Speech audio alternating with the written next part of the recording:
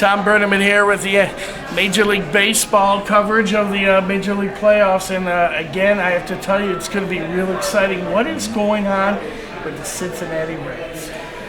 Very hard team to figure, and in having the opportunity and be fortunate enough to watch them play pretty regularly, you know, they were a team the first half of the season with huge expectations, won 97 games a year ago, had a devastating opening round loss in the playoffs after winning the first two in San Francisco. They got beat 3 in a row at home and they were out. So you go into this year and you're thinking, all right, big things. They've had their number one starter go down for most of the year in Cueto. They have their cleanup hitter goes down on opening day until just the last month he came back. They lose the top two setup guys, arguably in the entire National League, in Sean Marshall and Jonathan Broxton, but they still win 90 or more games. They're also a strange team in the first half versus the second half. The first half, they beat up on all the teams they should have beaten, and they didn't beat any of the good teams. In the second half of the season, the reason they're not going to be A, winning the division, and B, why they're not hosting the wild card game, is because they beat all the good teams and they lost to all the bad teams. They had 6 series lost in the last month and a half where they lost to losing teams in a series. In the same period of time, they beat the Cardinals 4 out of 5 games and they swept the Los Angeles Dodgers. That doesn't make sense. No. It's very similar to what the Detroit Tigers have to offer. They beat the teams that they're supposed to beat.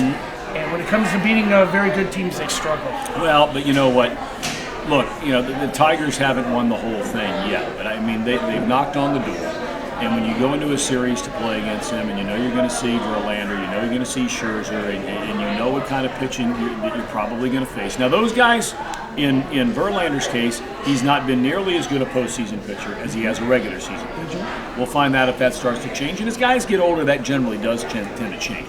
But the one thing they still can do, as you know, is they bring that line. So like teams like Oakland, we know they can pitch, but what's their lineup going to do against good pitching?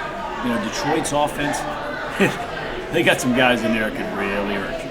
And last question, well, it's really not a question, it's the legendary Thom Brenaman with the call of the 2006 American League Championship Series home run. How does it feel being a part of history here in Michigan? Well, you know what, there's just such great fans. I mean, they're great people. You know, I'm a Midwest guy. I grew up in the Midwest. I live in the Midwest. So even though there's a great rivalry between my home state, the Buckeye State, and right here in Michigan, it's still rock solid people who they love their sports, they love their teams. And hey, if there's one person that'll ever remember me doing that Maglio Ordonez home run from back in the ALCS, and God bless him.